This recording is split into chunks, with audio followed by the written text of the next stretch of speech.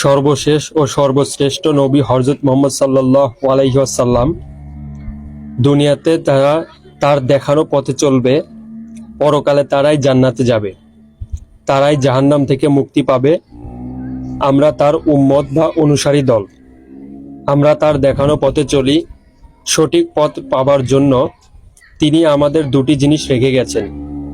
একটি হলো আল কোরআন, আর অপরটি হলো তার সুন্নত বা সুন্নাহ। নবীর সুন্নাহ সম্পর্কে জানা যায় হাদিস থেকে। হাদিসের অনেকগুলো বড় বড় গ্রন্থ আছে। নবীর বাণীকে হাদিস বলে। নবীর কাজকর্ম এবং চরিত্রের বর্ণনাকেও হাদিস বলে। নবীর সমর্থন ও আদেশ নিষেধের বর্ণনাকে হাদিস বলে।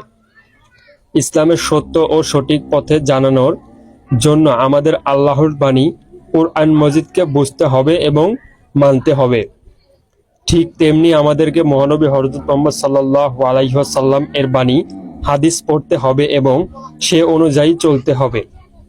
তবে মহান আল্লাহ তাআলা খুশি হবেন আমাদের প্রতি। আমরা হতে পারবো সত্যিকারের মুসলিম। সেজন্যই আমরা এখন সংকলন করেছি প্রিয় নবী হযরত মুহাম্মদ সাল্লাল্লাহু আলাইহি ওয়াসাল্লাম এর অনেকগুলো হাদিস।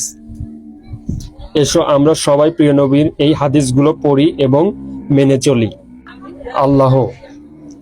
জান্নাতের চাবি হলো আল্লাহ ছাড়া কোনো ইলাহ নাই এ সাক্ষ্য দেওয়া। শব্দার্থ: ইলাহ মানে হুকুমকর্তা, আইনদাতা, আশ্রয়দাতা, উপাস্য, প্রার্থনা শ্রবণকারী। আল্লাহ সুন্দর, তিনি সৌন্দর্যের প্রতি পছন্দ করেন। শ্রেষ্ঠ কথা চারটি: সুবহানাল্লাহ অর্থ আল্লাহ পবিত্র, আলহামদুলিল্লাহ অর্থ সমস্ত প্রশংসা আল্লাহর, লা ইলাহা ইল্লাল্লাহ আল্লাহ ছাড়া কোনো ইলাহ নাই, আল্লাহু আকবার আল্লাহ মহান। আল্লাহর অধিকার: বান্দাহর ওপর আল্লাহর অধিকার হলো তারা কেবল তারই আনুগত্য ও দাসত্ব করবে এবং তার সাথে কোনো অংশীদার বানাবে না। ঈমান: বলো, আমি আল্লাহর প্রতি ঈমান এনেছি।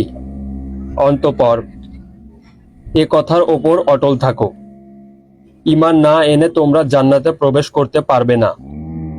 যে কেউ এই ঘোষণা দেবে আল্লাহ ছাড়া কোনো ইলাহ নাই আর হযরত মুহাম্মদ সাল্লাল্লাহু আলাইহি ওয়াসাল্লাম আল্লাহর রাসূল, আল্লাহ তাকে জাহান্নামের জন্য নিষিদ্ধ করে দেবেন। ঈমান থাকার লক্ষণ: তুমি মুমিন হবে তখন যখন তোমার ভালো কাজ তোমাকে আনন্দ দেবে আর মন্দ কাজ দেবে মনোকষ্ট। ইসলাম: সব কাজের আসল কাজ হলো ইসলাম। কোনো বান্দাহ ততক্ষণ পর্যন্ত মুমিন হয় না যতক্ষণ তার মন ও জবান মুসলিম না হয়। পবিত্রতা ঈমানের অর্ধেক। যে পুত পবিত্র থাকতে চায় আল্লাহ তাকে পুত পবিত্র রাখেন। সালাত জান্নাতের চাবি। সালাত অর্থ হলো নামাজ, জান্নাত অর্থ বেহেশত। সালাত হলো নূর। সালাত আমার চক্ষু শীতলকারী। পবিত্রতা সালাতের চাবি। সালাত মুমিনের মিরাজ। মিরাজ শব্দের অর্থ মিশকাত। যে পরিশুদ্ধ হয় না তার সালাত হয় না। 7 বছর বয়স হলেই তোমাদের সন্তানদের সালাত আদায় করতে আদেশ করো। কিয়ামতের দিন পয়লা হিসাব নেওয়া হবে সালাতের। সাওম। সাওম একটি ঢাল, এর অর্থ হলো রোজা। সাওম এবং কুরআন বান্দার জন্য সুপারিশ করবে। যখন রমজান শুরু হয় তখন রহমতের দুয়ার খুলে দেওয়া হয়। তোমাদের মাঝে বরকতময় রমজান মাস এসেছে।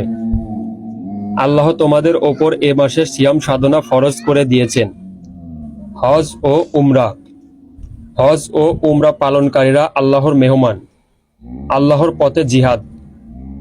আল্লাহর পথে একটি সকল কিংবা একটি সন্ধ্যা ব্যয় করা গোটা পৃথিবী এবং পৃথিবীর সমস্ত সম্পদের চেয়ে উত্তম।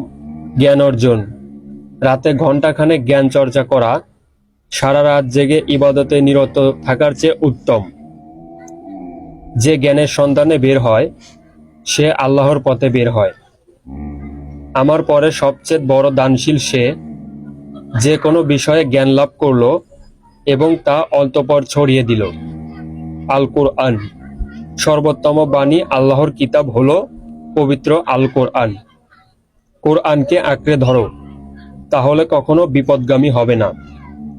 কোরআন পরিবারের লোকেরা আল্লাহর পরিবার এবং তার বিশেষ লোক। তোমরা আল্লাহর কিতাবকে আঁকড়ে ধরো এবং এর হালালকে হালাল বলে গ্রহণ করো এবং হারামকে বর্জন করো। রসুল ও সুন্নাহ সর্বোত্তম জীবন পদ্ধতি হচ্ছে মুহাম্মদ সাল্লাল্লাহু আলাইহি ওয়াসাল্লাম প্রদর্শিত পদ্ধতি। যে আমার আনুগত্য করল সে আল্লাহর আনুগত্য করল, যে আমাকে অমান্য করল সে আল্লাহকে অমান্য করল, যে আমার সুন্নতকে ভালোবাসলো সে আমাকে ভালোবাসলো, যে আমার সুন্নত থেকে বিমুখ হলো সে আমার লোক নয়। আমি আল্লাহর কাছে শেষ নবী হিসেবে লিখিত আছি। দিন খুব সহজ ব্যাখ্যা। দিন